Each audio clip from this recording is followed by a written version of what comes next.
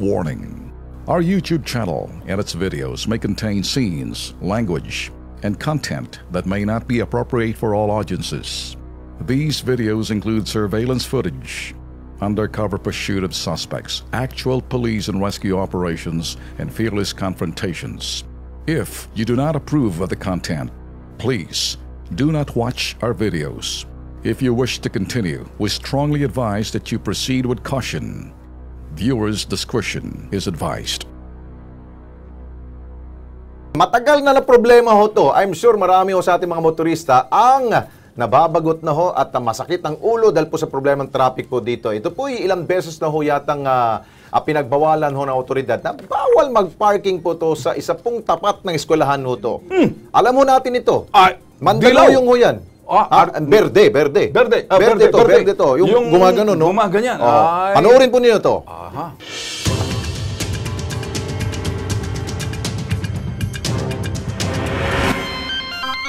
Eskwelahan ng mayayaman. Ginagawang parking lot ang lansangan. Di ba ka-ooperate lang yan? Bakit pinapayagang mag-park pa ulit sila dyan? Ilang beses man daw itong sitahin, tila mga daga raw na nagbabalikan ang mga pasaway kapag wala na mga pusa. Ito ang sumbong ng mga motorista na dumadaan sa kabaan ng Ortigas Avenue Extension na sakop ng Mandaluyong. Ayon sa ipinadalang text sa Kilos Pronto, mistulang extension daw ng eskwelahan ng kalye dahil ginagawa na itong parking lot. Sinilip ng Kilos Pronto ang lugar. Positibo ang mga sasakyang sumusundo ng mga estudyante sa Lasal Green Hills sa Mandaluyong, perwisyo. Kabi-kabila man ang babala na bawal pumarada o mag-antay sa kalsada, wala silang pakialam. Mistulang imbudong lugar dahil 3 sa 4 na linya na lansangan ang kanilang pinaparadahan. Ang resulta, matinding traffic. May traffic enforcer man sa lugar sa halip na manita at paalisin ang nakakaabala. Pakaway-kaway lang nang makitang aming kamera, imbes na magpakitang gilas na ginagampanan ng kanilang trabaho, nagpapogi pa at nagfeeling artista. Metro Manila Development Authority o MMDA, dapat na sigurong kamay na bakal ang gamitin sa matagal ng problemang ito. Kung hindi sila makuha sa santong dasalan, baka matatakot na sa santong hulihan at hatakan. Ay, nako, paring Ben, ganun talagang problema. Oo. Linawin natin. Yes. Pera ng gobyerno, pondo ng gobyerno ginamit para palawakin ang lansangan, para daanan ng mga sasakyan, hindi gamitin ng mga pribadong eskwelahan tulad ninyong mga berde. Ayun, naarok Ngayon, kayo mga berdeng dugo ninyo, ayusin nyo. Hindi nyo pera yung lansangan, hindi nyo public parking yan. Nakakaperwisyo kayo, brother. O maaari ba, ayusin nyo. Alam mo, nakakaano rin dito, dahil marami ako natatanggap na kwento, yun daw mga traffic enforcers na mismong nandiyan naka-assign po sa lugar na yan, abay minumura pa. Ng mga magulang na nagsusundo ng mga bata. Umalis ka dyan, hampas lupa. Kami mayayaman. Ikaw ay sanging hampas lupa. Humahampas-hampas ng lupa. Ganon ang tingin nila mga berde kasi alam mo, mayayaman ang mga anak nila. Jesus Mariosa. Okay, para bigyan ho tayo ng solusyon. Ano kayang solusyon ito ng MMDA? Nasa linya ho si Supervising Operations Officer po ng MMDA. Siya rin po ang namamahala sa traffic ho natin. I'm sure, masakit na rin ulo rin ni Sir Bong Nebria. Sir Bong, magandang hapon po sa inyo. Magandang umaga po, Sir Ben at Sir Al. Ay, hapon na po, sir. Magandang hapon po. Sorry. Medyo busy talaga si Sir Bong. Okay, Sir Bong, balikan natin itong problema ho sa may Mandaluyong, sa may Lasal Green Hills. Talagang ito po ba'y sakit sa ulo ho ninyo ito? Sir, ang problema po kasi sa lugar na yan, hindi lang po namin problema yan rush hour ng umaga. Problema po namin yan, pati sa rush hour ng hapon. Yes. Kasi po, pag tumukod po ang traffic, alam nyo naman po na meron po dyan flyover papunta ng Green Hills, Yes. Pag tumukod na po ang traffic dyan, nag-spill over po yung pila hanggang EDSA, yung mga paakyat ng flyover. And at the same time, yung tukod from Meralco, crossing EDSA, hindi rin po nakaka-cross dahil hindi wala na nga pong madaanan. Kaya, okay.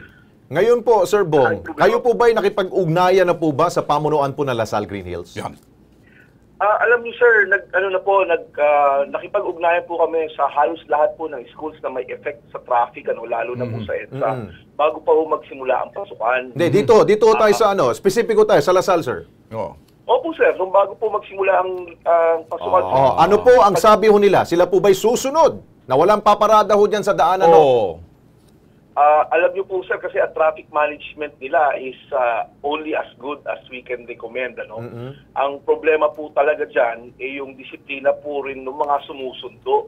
Kasi po, hindi po talaga nila sinusunod kung ano man po yung alituntunin na dapat nilang ipila, wag pong mag-park, wag pong mag-antay. Hindi rin po nasusunod talaga, sir. Sir Bong, alam mo, ako may say ako dyan kung nakikinig ho sa atin ang pamunuan ho ng Lasal Green Hills. Listen carefully, listen good. Itinuturo ninyo sa mga anak ninyo to be God-fearing, law-abiding. Dito pa lang, you're not abiding with the law, you're violating the law. Kayong mga magulang na nag-aaral sa Lasal, makinig kayo. Mayos kayo. Ayan, nahihirapan ang mga mabait pa sa inyo ang MMDA. Kay Bong, alam ko, nahihirapan ka rito. Hindi na to. Ito, kahit nung panahon pa ng dilaw, yan na talaga ang problema eh. Di ba, Bong? Totoo po yan, sir. Talagang it's a perennial problem. Hindi naman po unique sa Lasal yung problema na yan. Marami po talagang schools din na nagkukos ng traffic, especially during pick-up, drop-off and pick-up time. Pero sir, ang sa amin lang talaga, ay ang inaano naman namin, hindi naman namin sila pinagbabawalang sumundo o maghatid. Ang sa amin lang, ilagay nila sa ayos at i-consider nila yung effect ng traffic na ginagawa nila. Kasi po sir, actually, halos dalawang lane na po ang pinapayagan namin dyan. Basta pumila lang. Yes. Ang problema po sir, hindi po talaga yung mga iba sisingit pa sa ikatlong lane. Tapos bubuntisin nila yung whole westbound, wala na po makadaan. Kaya tukod na po hanggang Meralco yan. So ano pwede ho nating siguro solusyon dito, sir? Kakausapin na ba niyo ulit ang pamunuan or gagawa na ho kayo ng drastic move dito, sir? Sir, actually, just like in any schools that we have talked to, we always recommend carpooling para wag na po magdumami yung sasakyan ng susundo at yung magpipick up. Tama, sir. Binanggit to ninyong carpooling. May isa pong paaralan na ginagawa ho yan. Kapag ang isa pong sasakyan na walang 3 pasaherong estudyante, hindi ka pwede makapasok ko ng paaralan. Alam ko yan. Ibababaho nila sa kalye yan.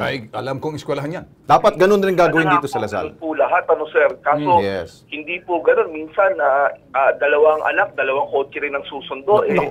Yun po nagpapadagdag sa problema dahil hindi naman po talaga kayang i-manage ng Lasal alone ang traffic dyan na papasok at lalabas sa kanilang eskwelahan. Napakahirap po. Kaya nag-spill over po yan sa Ortigas, nag-spill over sa EDSA, hanggang Meralco po ang problema natin. Sir Bong, siguro kung nakikinig at nanonood sa atin ngayon ng mga magulang ko nagpapaaral dyan, sana mga eskwelahan, di lang sa Lasal, kasi baka, baka sabihin, tinutukoy natin. Siguro kayo na mismo mga magulang maging disiplinado. Lalo-lalo na pag yan may mga Catholic school, titinuturo yan to be God-fearing and law-abiding. Simple na lang ho. Kasi sinabi niyo, disiplina eh. Kung ibig sabihin, hindi disiplinado at walang disiplina ho yung mga magulang na nagpapaaral ho ng kanilang mga estudyante, anak nila, sa mga eskwelahan ho ng mga religious school din. Opo, sir. Ako naman, sir, nakikiusap rin lang po in behalf sa leadership ng MMDA at sa lahat po ng aming mga kawani. Respetuhin naman po natin ang enforcers namin. Tama. Tama po, napaka-baba po ng sweldo niyan. Huwag yun na pong lait-laitan. Ginagawa lang po nila ang trabaho nila. Alam mo, Bong, meron kasing ugali ng mga konyo at saka hampas lupa. Hamak na ikaw, ganun ho talaga dito sa Pinas. Hindi ko maintindihan. Sana nanunood hong karamihan sa atin ng mga edukado na may kaya, huwag ho lalaitin yung mga nabibilad ng mga traffic enforcer. Yes, sir. Masabi ko lang po, nung nakaraang araw dyan, nagpadala po ako ng strike team namin dyan para i-manage, tikitan yung mga ayaw sumunod. To our surprise po, nakita namin, inabutan ng team namin doon, si ultimong si GM Team Orbos na po ang nagmamanage ng traffic doon. Kasi talaga pong napakalaking problema yung area na yan. We look forward na lang, Bong, na magagawan ho ito ng paraan. Yes. We will not. Hindi ho kami magsasawang ilalantad. Somehow, there will be a bottom line na kung paano ho na ito isusolbahin na lang para ho talaga kumalat sa publiko ito. Na ito hindi ho katanggap-tanggap na gawain, sir. Ha? Sir, maraming salamat po sa inyo at naging katuwang namin kayo sa mga public information na to. Alam niyo, sir, bago niyo pa nilabas to sa news, problema na po namin yan. Pero nagpapasalamat po kami sa inyo at na-informan natin halos lahat ng mga kababayan natin ngayon sa problema na to. Okay. With that, Sir Bong, thank you so much po at good luck po sa inyo pong role dyan po sa MMDA. Thank you, sir. Maraming salamat, Sir Alex. Maraming salamat, Sir Ben. By the way, kinuha ho natin ang side ng at sinubukan ho natin kunin ang side ng Lasal. Ayaw ho nila. Sumbong mo sila sa Berde, kalaban yan. Sa Agila. Asul at Agila. Dagitin kayo.